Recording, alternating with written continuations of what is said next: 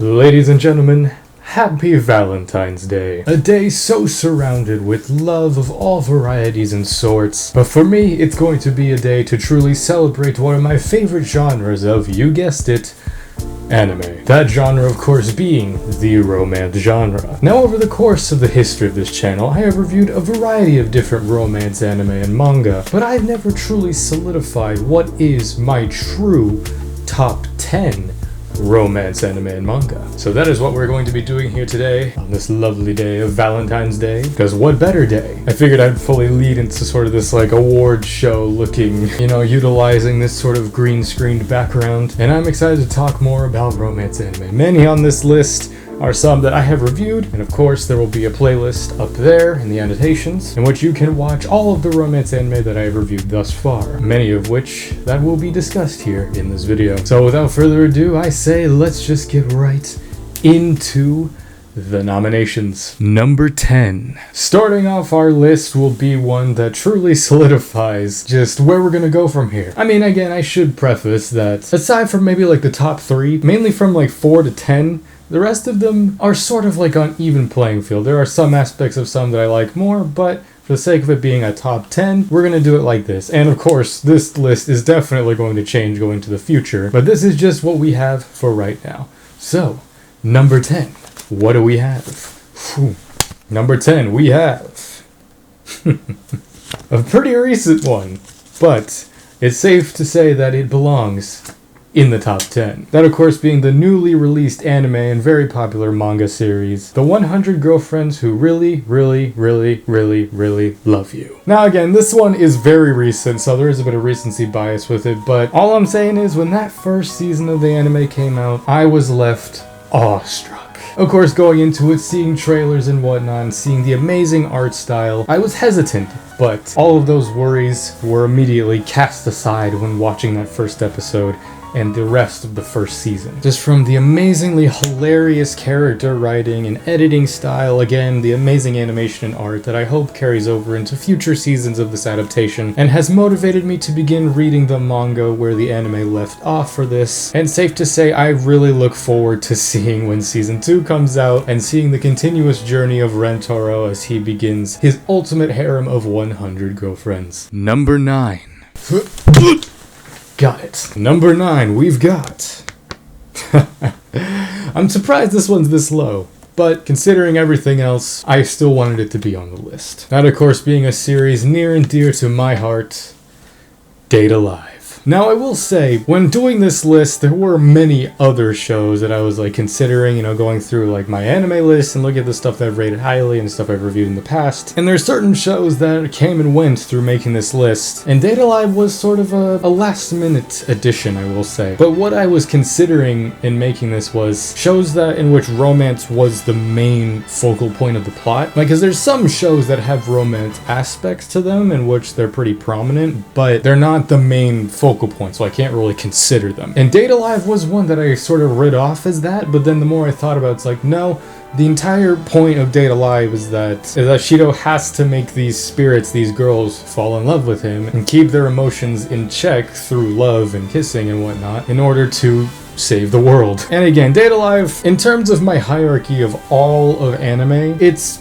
top 10 for me. It's probably my ultimate guilty pleasure. What can I say about this show that I haven't praised so much in the past many years of this channel? Of course, one of the most popular reaction series on my channel is my reaction series to Date Alive Season 4, and Date Alive Season 5 is coming out this year, so we will be doing more of that. I can't wait for it. It's one of those shows where it's power fantasy, romance garbage to probably the average anime fan, but for me, this was one of those shows when I was first really getting into anime, watching a lot of those questionable shows. This was one that just gripped me. It has a phenomenal English dub. The music is absolutely insane and gripping. The characters, well, a lot of them can be seen as kind of flat and whatever. For me, I love them a lot. From Shido, the main character, to Toka, the absolute bae, Kurumi, Origami, the Yamai sisters, all of them. It's just, every time I get a chance to revisit the show, it's always just fun. And that's what we're all about on this channel. So, Date Alive, though for me personally, it goes higher on the list in terms of overall anime. For romance,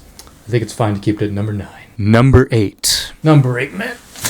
What do we got for this? Ooh, interesting. At number 8, we have Horimiya. See, through making this list, I even went through like some scenes on like YouTube and whatnot just to sort of like refresh myself. Because a lot of these are shows that I have watched either like over a year or even longer than that ago. But Horimiya, man, it was just one of those ones that it was just a lucky find. I was just browsing on Crunchyroll and it was just like, hey, we recommend Horimiya for you. And I was like, alright, sure, why not? It looks fun. I was not ready for the emotional roller coaster that this one would send me on. Horimiya, though I am aware that a lot of people are mixed when it comes to Horimiya, some people are like me and they really enjoy it, and I know some people who think it's boring. I think a lot of it comes down to the art direction of this one, and also for me it feels like a realistic take on these kind of stories, while of course still having that anime-centric flavor. In my review that I made a long time ago for it, it allowed me to become weirdly retrospective. It's allowed me to think back on a lot of events in my life, and similarly to the character of Miyamura, there was a point in the show where he thought back on many things that happened in his life and how if one event or many events happened in any different way,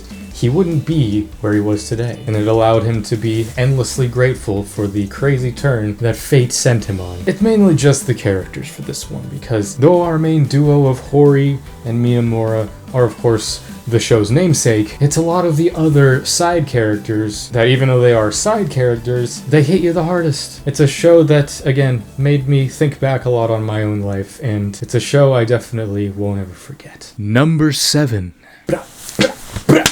What do we got?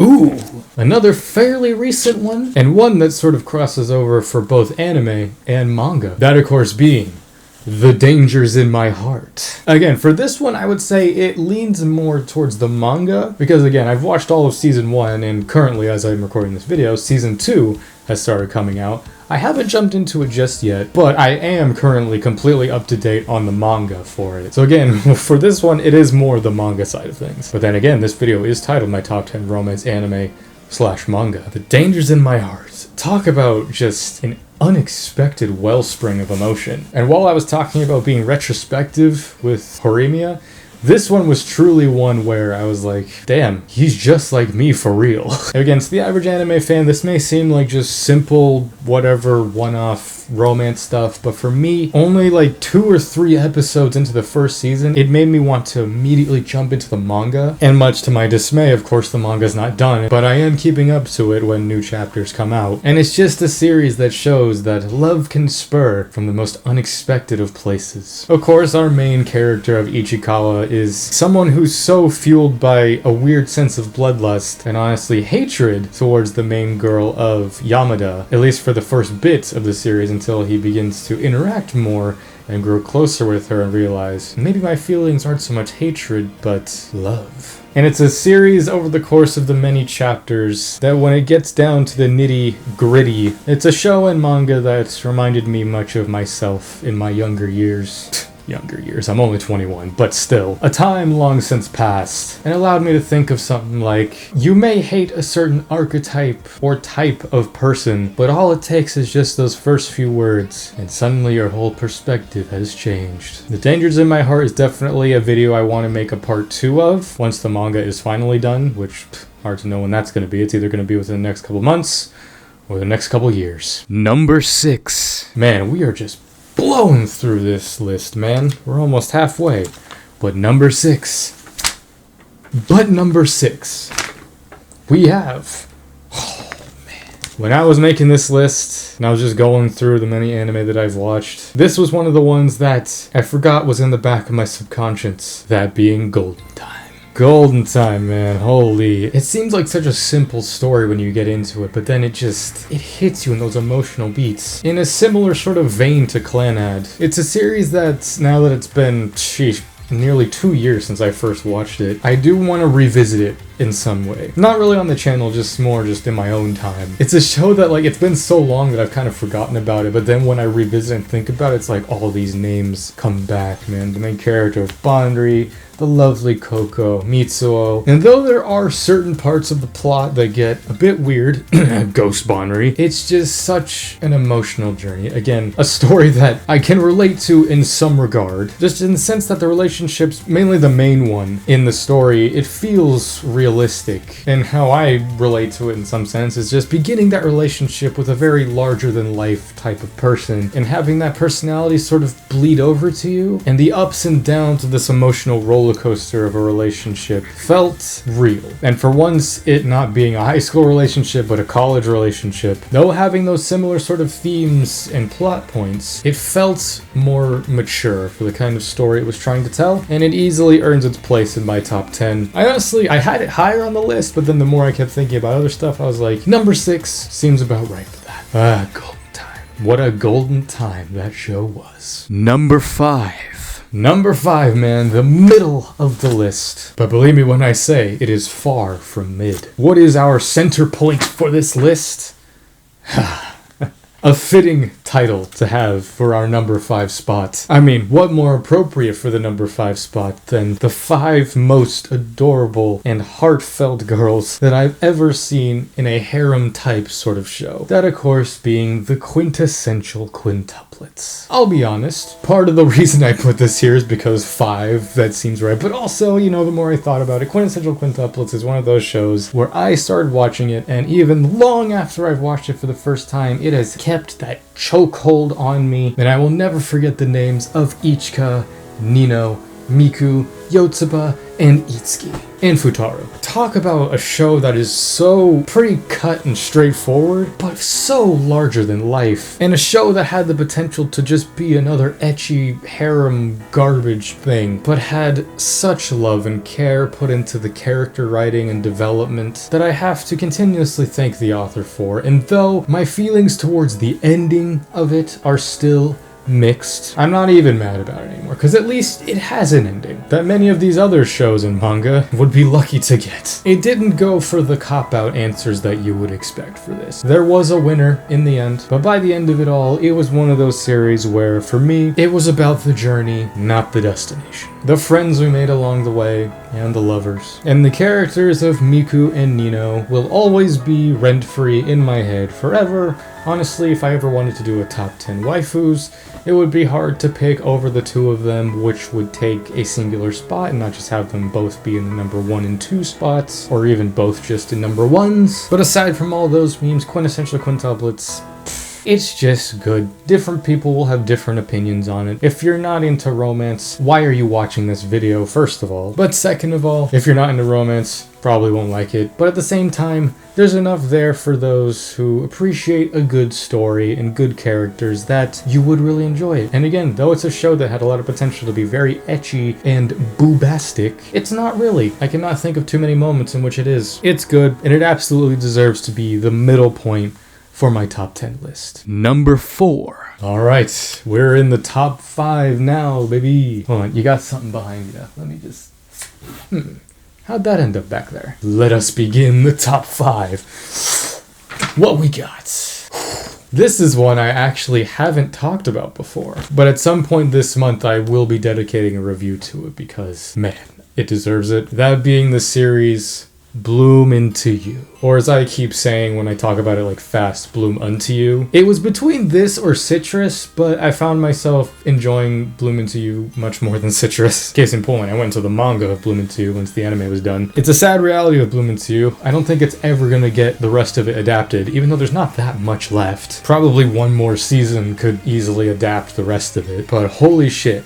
So Yuri stuff. I'd say I'm a closet Yuri fan. Like, I haven't really talked about it much in my videos. I mean, here and there when there's a Yuri show that pops up, I've mentioned it and be like, I'm a fan of the Yuri. But this one is the cream of the crop for me. Not even just in the sense, like, it's my favorite Yuri, but it's easily top 5 for me. I haven't done a review on it yet just because I want to do it justice. And at this point, it's been a while, so I want to reread the manga again. So I'm not going to talk too much about plot stuff here because at some point this month, it will be the time where I do finally review it. But just in terms of simple stuff, it is a heartfelt, amazing story about a girl who is asexual.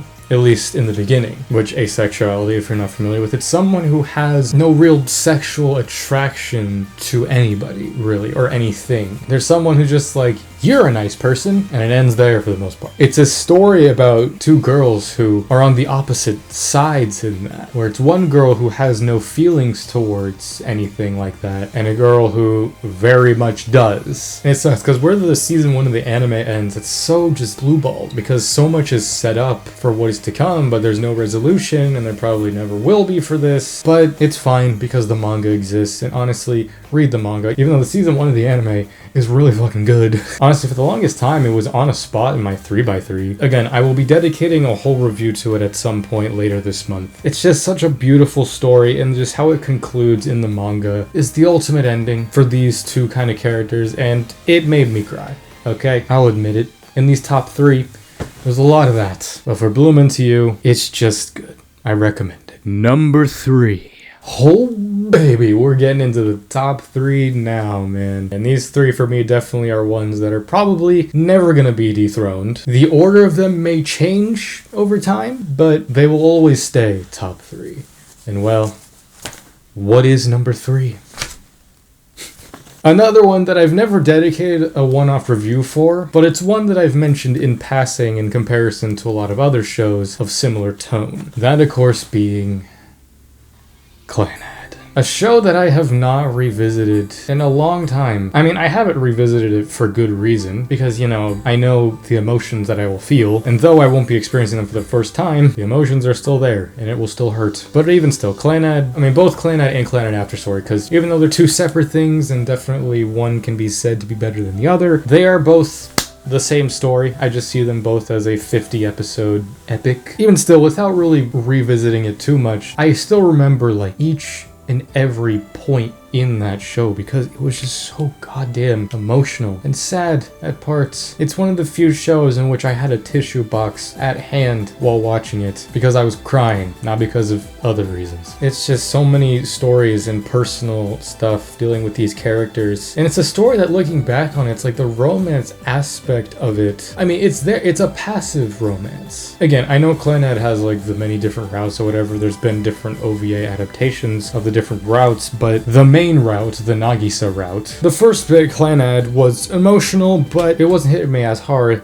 as Clannad After Story, which to this day I think still remains one of the most emotional pieces of media I've ever consumed, just in the sense that there's no breaks ever. It's like some good stuff will happen, and then some bad stuff will happen, then good stuff and bad stuff, and while you're aware of the pattern, you're still hoping the good will last, and then it ends, and holy shit, that last episode, oh man, like, I'm starting to tear up just thinking about those scenes. It's a show that's hard to recommend. Again, one, you have to be more into like those romance kind of stories, as well as ones that are sort of slower paced, but there's still a lot of richness and depth to it. At the same time, you need to be prepared for emotion, because nothing could have prepared that for me. Because, I mean, when I watched it way back when, I knew it would be emotional. Didn't expect that, though. And Clannad, it will always be in, like, my top 5 of anime. It will always be an emotional cornerstone in life that I experienced, and I highly recommend it, despite the tears. Number 2. Oh man, we're already down to the last 2, man. Even though, again, this list definitely will change over the years. Let's just get into it.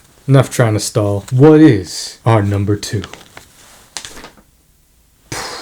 This one had strong potential to be number 1. There was a strong back and forth I was having with myself on which one would be which, but I finally decided on it. Number 2 goes to Kaguya-sama, Love is War. Now, a lot of these shows hit me on very emotional levels, making me reduce to a bumbling mass of tears a lot of the time, but Love is War truly had everything. It had the emotion. It had the great characters. It had the phenomenal editing and great animation and art style. And one of the biggest things for it, it had hilarious comedy that still makes me bust up laughing to this day. Because overall, I wouldn't say Kaguya-sama is a hard stop just romance. It's a rom-com. It's a romantic comedy. But it's one of those ones, just as I was watching, it turned me into a giddy teenage girl. Both watching the first 3 seasons and especially being in theaters last Valentine's Day with my boys watching the Kaguya-sama, The First Kiss That Never Ends movie. Oh man, I gotta rewatch it. It's been a while, but oh my god. It's one of those shows that keeps popping up. Both like out of context funny English dub clips, because that's funny as well. It's one of the few shows that I think is perfect for the type of genre it is, of course. And it's one of those ones that I could recommend to anybody, whether you're into romance or not. The comedy is there, the characters are so good, especially characters like Ichigami and Chika. If you haven't already watched Love is War, do yourself a favor. It's easily one of the best anime ever, and I know that is saying a lot. For the genre of rom-com, I would say it's the best. Full stop. And I know that the manga keeps going, and I think it's ended. I'm not 100% sure on that. I simultaneously have no desire to go into the manga. Even though I want to see more of the story, I want to experience it through the show, just because, again, the writing, the voice acting, the music, it's so good. It has the 3 best OPs over the course of 3 seasons ever. The songs and the visuals in those are so good, and I continuously look forward to everything and anything else that will be coming out for Love is War. Because I mean, 2022 we had season 3, 2023 we had the movie, 2024 something. But even still, where season 3 in the movie left off, if there's not more for a little while longer, I'll be alright, because where those ended were perfect, and I can't wait to see more. Number 1. That's right, bitches. We are at number 1. The absolute pinnacle of romance anime for me. I don't need to look at the list because I know what it is. It's a poster that you've seen on this wall for a good while in the background of my videos. That being, of course, Fruits Basket. Fruits Basket, man. It's one of those ones that honestly I want to revisit and re-review on the channel, because while my review I think was decent, I don't feel like I put as much into it as I could have. It was more just an emotional rant than anything. It filled the void that Clannad permanently left in my heart for many years, just because of the similar vibes it had, but Fruits Basket had a happy ending. Talk about a show that was 60 plus episodes long and a movie, and I wanted more still. By the end, I didn't want it to end. It was a show that I expected very little going into it, and honestly, when I saw it was 60 episodes, I was hesitant to start it. I was like, this is gonna take forever. What if I don't like it? It was undescribable how good Fruits Basket is. Like, again, I went into it thinking it was just gonna be some reverse harem kind of thing, just like, ooh, the boys fight over the girl. And while it kind of acts like that in the beginning, towards like the end of season 1 and like the rest of the show, it switches to some serious, amazing story, and while there's supernatural aspects to it. And honestly, there was a part of me that almost didn't want to include Fruits Basket on the list, because while there's, you know, romance aspects of it, it's not the focal point. But at the same time, there is romance aspects to it. Because a lot of that is the point, especially in the ending. Clannad had me crying. This had me sobbing. It's a show that's gonna be hard for me to revisit. If you've seen it in some of my videos, it's the reason why I have this bracelet. And the reason I only keep it on my left hand is because of the character of Kyo in this show. Yo, bars. From the characters, the music, the kind of baiting of the romance side of things, how you think it's going to go between the 3 main characters, and then it goes a completely different direction. And the ending of it, that last like couple episodes, holy, talk about, it's one of the most satisfying endings in anything I've ever seen. Satisfying, emotional, you name it. Not only is it top 10 romance, it's top 5 anime, period. One of these days, maybe I'll do a video like this where I do my top 10 anime, just in general. But Fruits Basket, it's hard to recommend, just because, again, it's pretty long, and if you're not, obviously you probably won't be as into it as I am. But again, that's pretty much been most of what we've discussed here today. Though it was between this and Love is War, and even Clannad to a certain extent, I think Fruits Basket has cemented its place as a permanent number 1 for romance anime at the very least, and I don't think it will ever be dethroned.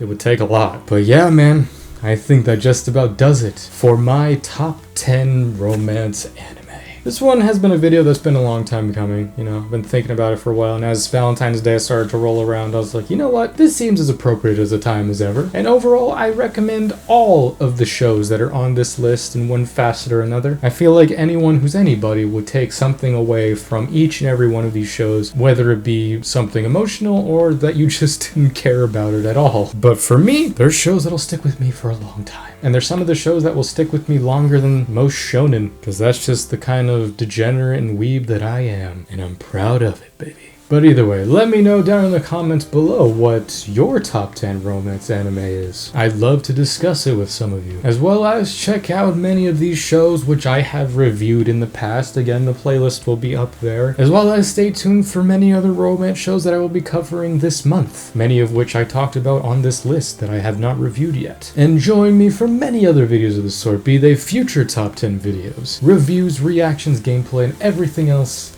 that will be coming out soon. So until next time, I'm Lancer, thanks for watching, and happy Valentine.